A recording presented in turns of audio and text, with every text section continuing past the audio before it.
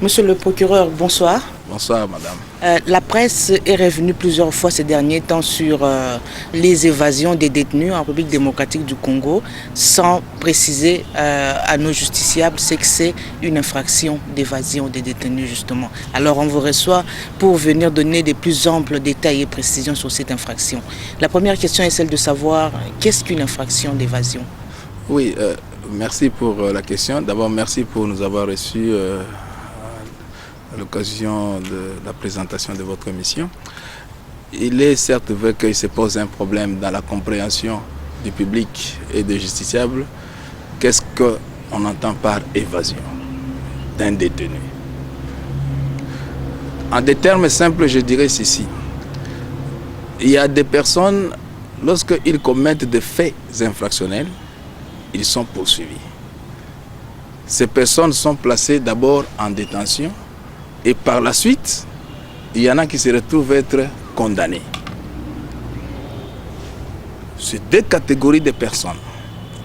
Une personne qui a été condamnée, il est appelé à purger sa peine, et une autre qui a été placée en détention préventive. Donc, en attendant que la cause soit fixée devant un tribunal. Ces deux personnes, lorsque ces deux personnes arrivent à s'échapper de leur lieu incarcéral, où ils ont été détenus d'une manière régulière, on parle d'évasion des détenus.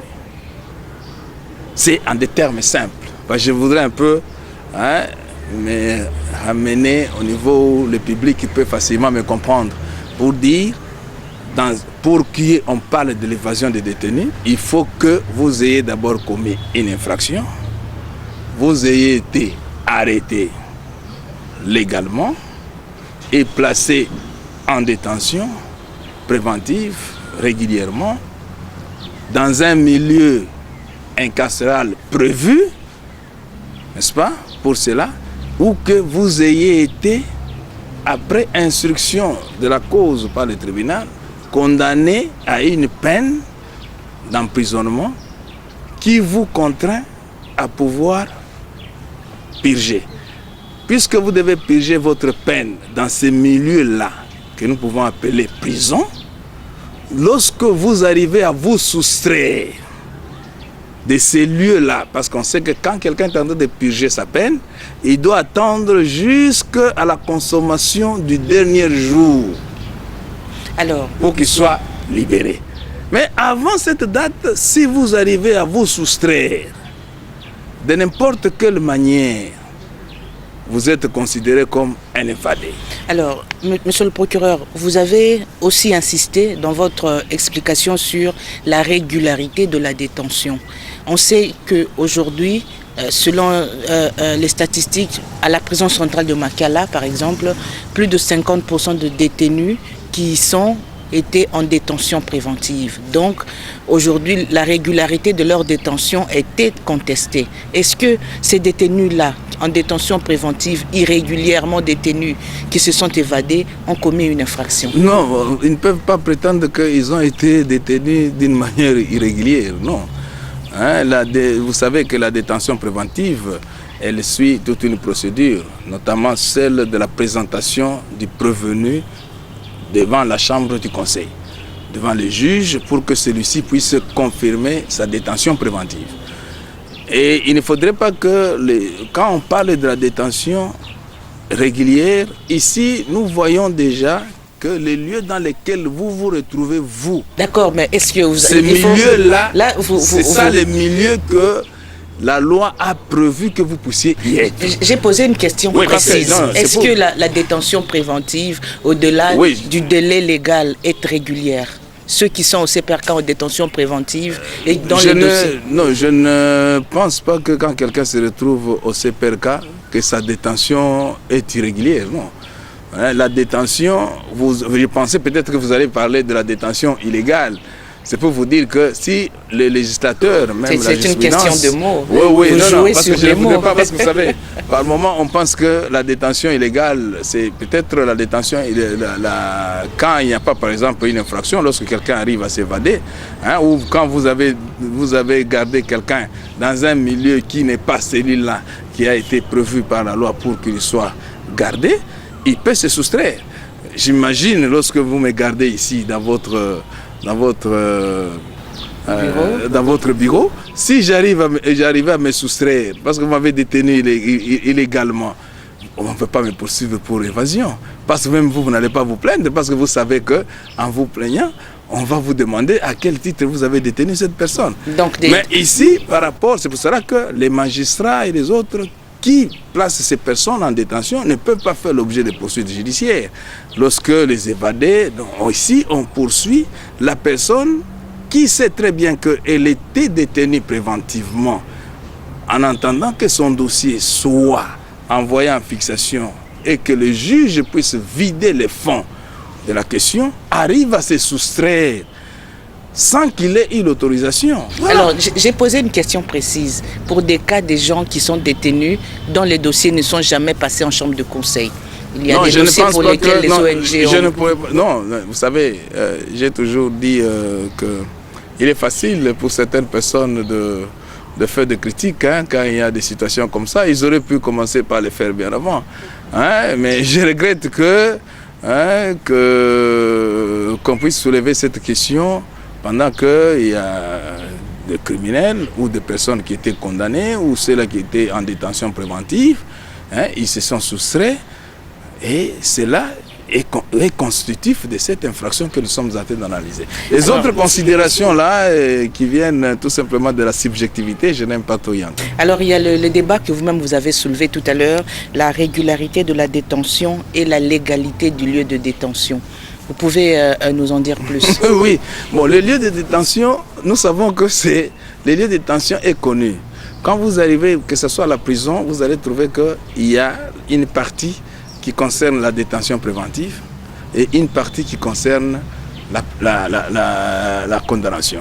Ceux qui sont condamnés, ils sont dans des cellules. Ils sont censés être dans des cellules parce qu'ils sont condamnés.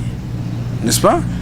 Vous parlez des principes, hein, pas de la réalité. Non, parce que moi je ne gère pas okay. Les pénitenciers. Hein? Mais au moins je reste dans ce que la loi prévoit. Ce que la loi prévoit, c'est que la prison là, si on veut parler seulement de celle-là, c'est une prison qui a deux parties. Il y a ceux-là que nous pouvons considérer comme les détenus préventifs. Ils ne sont pas mêlés avec les condamnés. Ce sont des personnes qui sont placées en détention préventive par nous qui sommes du ministère public. Laquelle détention préventive est régulièrement autorisée par les juges selon les dispositions. Quel est le délai justement pour une détention préventive? Oui, elle commence déjà avec il y a toujours le jeu de mots. Hein. Parfois on parle de la détention provisoire qui est le MAP qui court, qui a 5 jours. Dans les 5 jours, la personne doit être présentée devant le juge. Et c'est le juge du tribunal de paix devant lequel on présente cette personne. Ailleurs, on parle de juge d'instruction, mais chez nous ici, c'est devant ces juges-là. C'est ces juges-là qui ordonnent. Et les juges n'entrent pas dans les fonds. Ils ne voient que la régularité de la détention. Donc nous amenons la personne, c'est pour que les juges puissent se régulariser. C'est pour cela que je ne voudrais pas, quand vous avez soulevé la question de l'irrégularité, je ne pense pas qu'il y ait eu des prévenus en détention irrégulière. Vous le dites sans peur d'être contredit. Oui, bon, vous savez... Sur 8700 détenus, vous êtes sûr? Je ne suis pas encore les statistiques, c'est vous qui les donnez.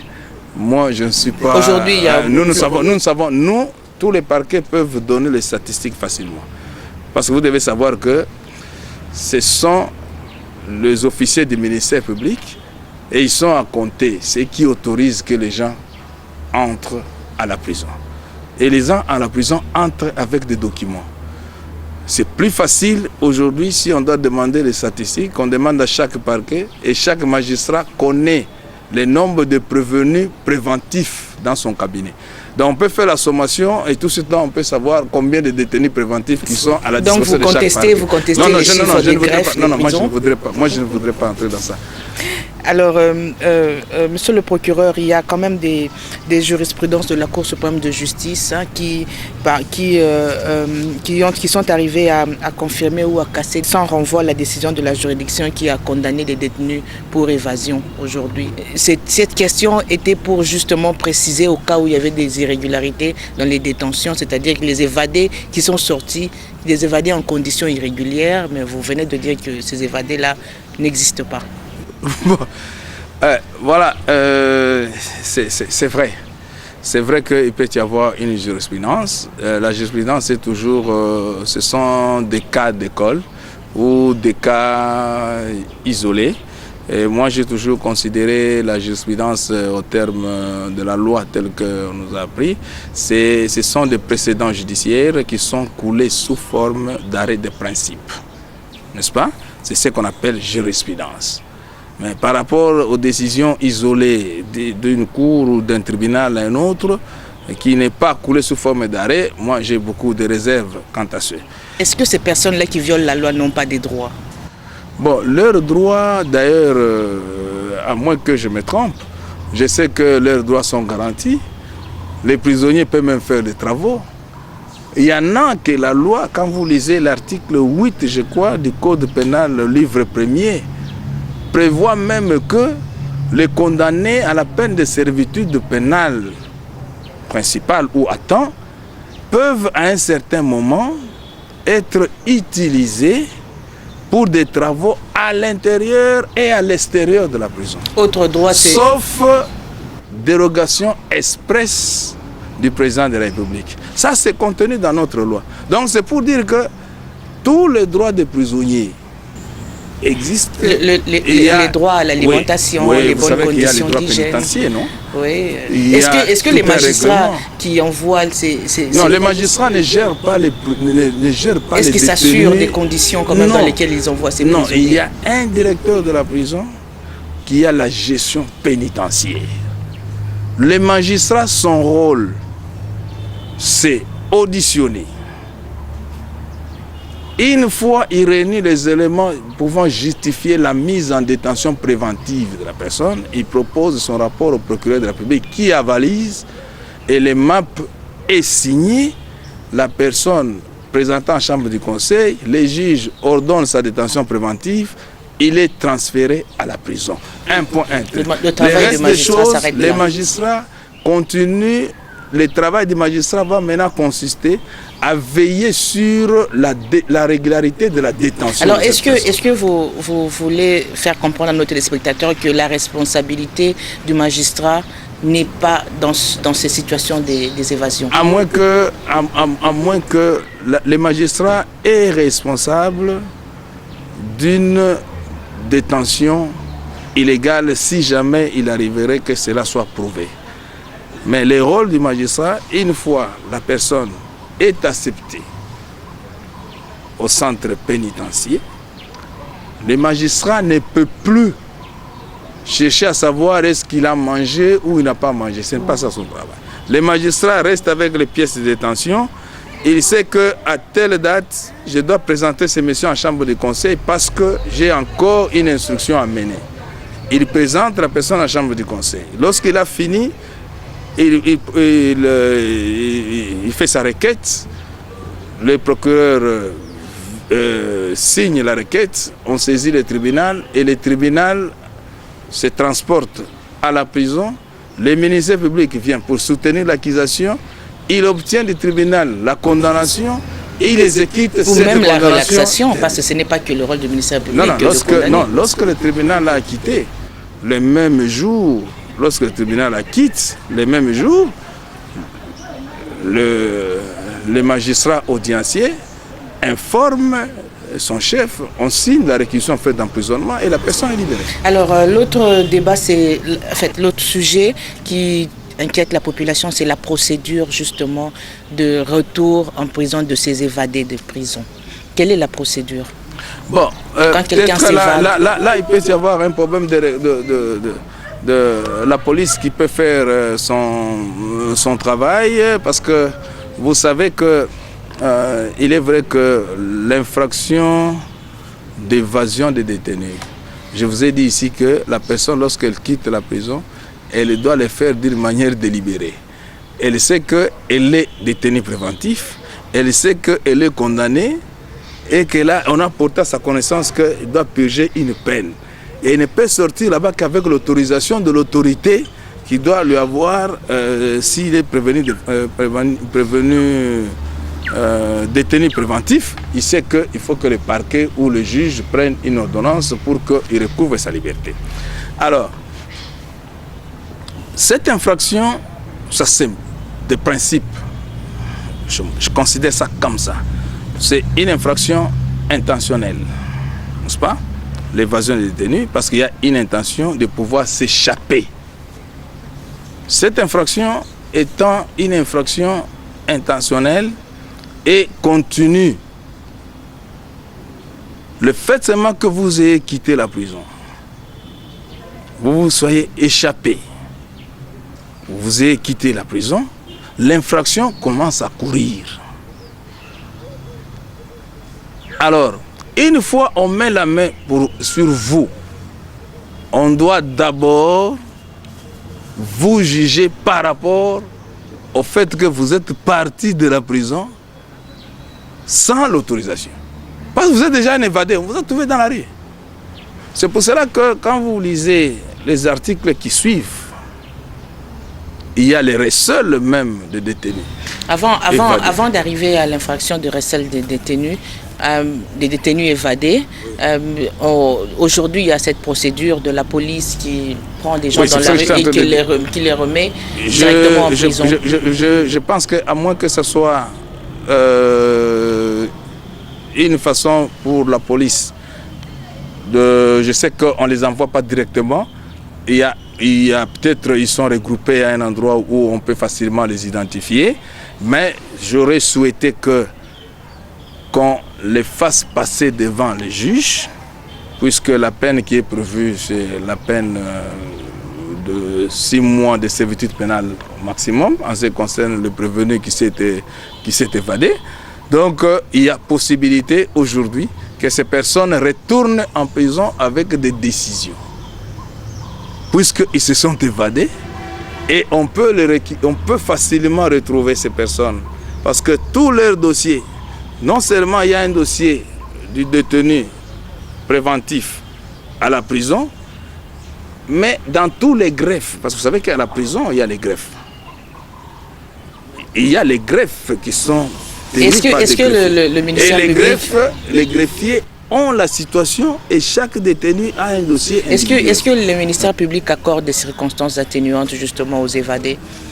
Si un évadé plaide pour des circonstances atténuantes, notamment des conditions de détention qui sont un droit, des conditions d'hygiène qui sont des droits aussi. Non, ce n'est pas au ministère public d'accorder les circonstances atténuantes. Au juge, mais avec le concours du ministère public. Écoutez, non, le ministère public, il considère que parce que vous savez, l'évasion, il faut prendre l'évasion, il y a l'évasion que nous appelons intramuro et l'évasion extramuro, n'est-ce pas? Intramuro, nous sommes à l'intérieur d'une prison, les détenus se mettent à pouvoir organiser leur sortie à partir de la prison, ils essaient d'endommager les murs, ils se frayent un chemin, ils sont partis. Extramuro, on peut venir de l'extérieur pour les sortir. Tout cela est fonction de la manière dont l'évasion s'est opérée. C'est pour cela que je pense qu'il serait mieux pour l'instant qu'on sache les conditions dans lesquelles l'évasion a eu lieu. Est-ce que c'est intramuro ou extramuro? Quelles que soient les raisons. Oui, quelles que soient les raisons, lorsqu'il y a évasion, il y a évasion. Donc la personne qui s'est évadée, c'est cette personne qui s'est échappée du lieu incarcéral. On parle bien de ceux qui sont détenus légalement. Non, moi je ne parle pas régulièrement. Non, moi je parle de la détention de ceux qui sont en détention parce qu'on suppose que leur détention est régulière. Voilà, on dit la même chose. Alors, il y a les infractions connexes, notamment le recel ou bien la prise à son service d'une personne recherchée pour évasion. Beaucoup de Congolais beaucoup de Guinois ne connaissent pas justement que cette infraction existe. Oui, c'est ça. Bon, vous savez, il y a des gens qui se sont donné même les kilos de pouvoir apporter une assistance aux évadés, notamment par exemple en lui donnant parce que vous savez, il y a des évadés qui sont sortis avec la tenue de la prison. Alors pour que cette personne ne s'échappe, parce qu'aujourd'hui c'était plus facile, s'il y avait la collaboration de la population avait collaboré comme la police a demandé, que toute personne qui pouvait voir quelqu'un avec cette tenue-là, qui est reconnu la tenue de la prison, ne pouvait que le dénoncer. Et quelle est votre analyse? Comment vous avez compris cela? La population, le fait que la population puisse... Bon, je considère que, pour moi, je considère que c'est par ignorance. Pas par frustration? Non, c'est peut-être peu de gens connaissent cette loi, vous savez.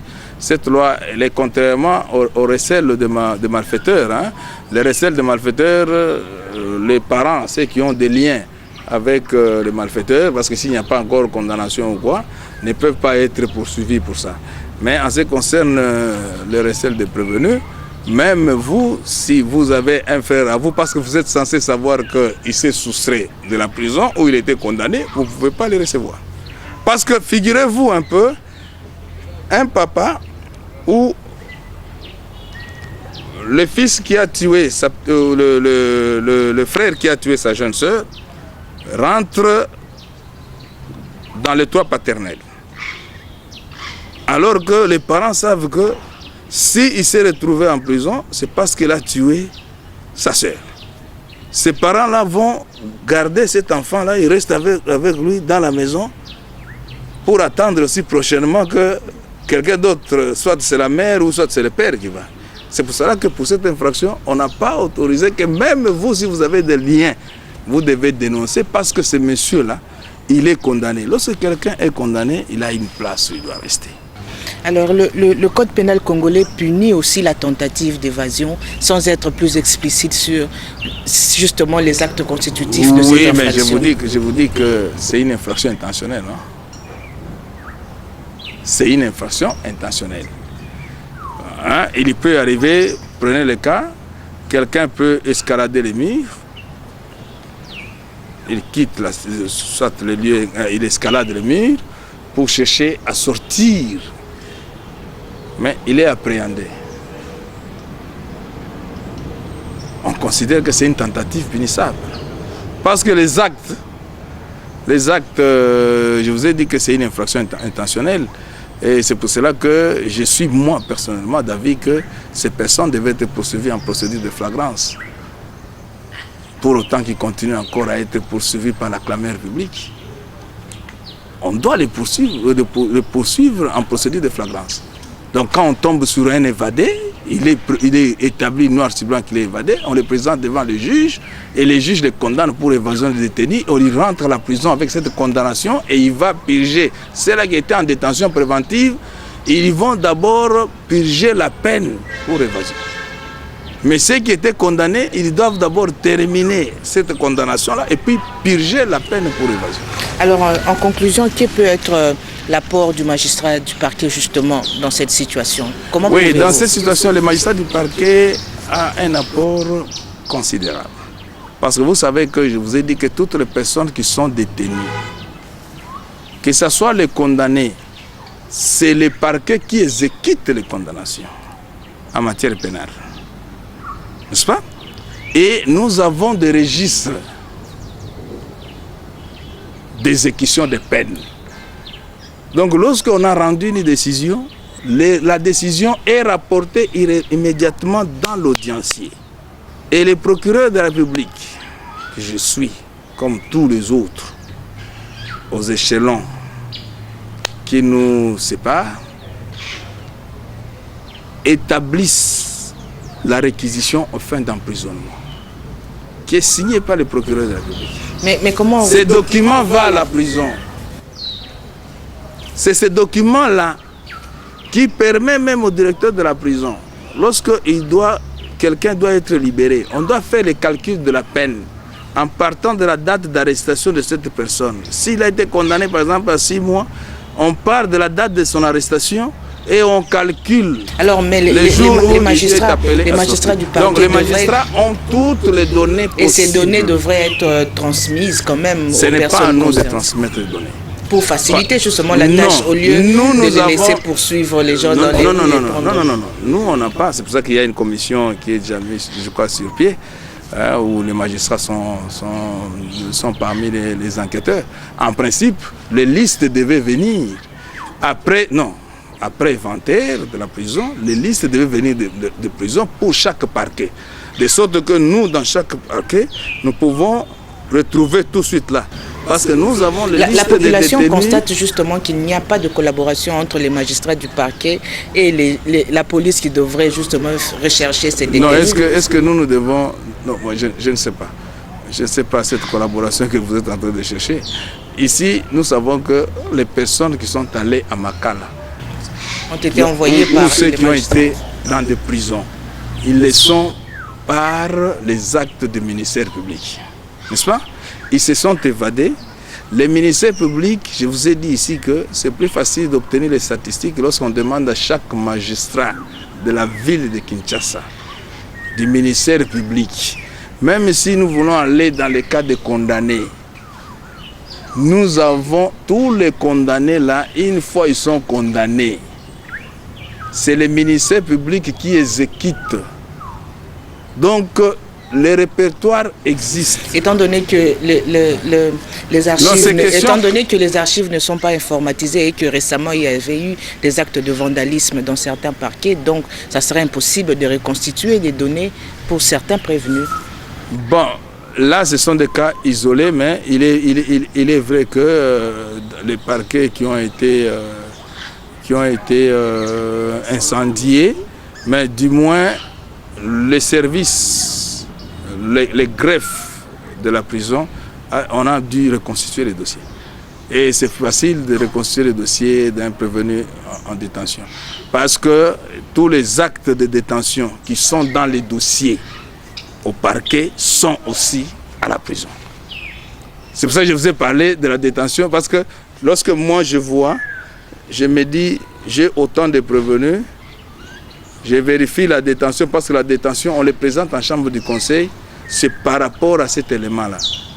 Chaque semaine, nous devons vérifier la régularité de la détention. On le fait sur base de quoi? Des pièces de détention qui jouent au dossier. Et on prépare la chambre du conseil. Le tribunal se transporte. Les prévenus qui sont en détention au CPRK sortent de leur pavillon. Ils viennent. Ils sont présentés devant les juges. Les juges ordonnent leur détention préventive ou prolongent leur détention préventive. Les pièces sont établies, des pièces sont versées à la prison dans les dossiers individuels du prévenu et l'autre pièce dans les dossiers du magistrat, et une copie reste au secrétariat dans la section. Donc il y a toujours moyen de reconstituer les données. Il y a facilité de reconstituer, du moins les pièces de détention par rapport à certaines personnes. Monsieur le procureur de la République, je vous remercie pour votre disponibilité. Je rappelle à nos téléspectateurs que vous êtes venu donner plus de précisions sur l'infraction d'évasion des détenus. Vous êtes procureur de la République près le tribunal de grande instance de Kinkole. Merci encore d'avoir accepté. C'est moi qui vous remercie et qui remercie aussi les téléspectateurs qui vont nous suivre. Merci.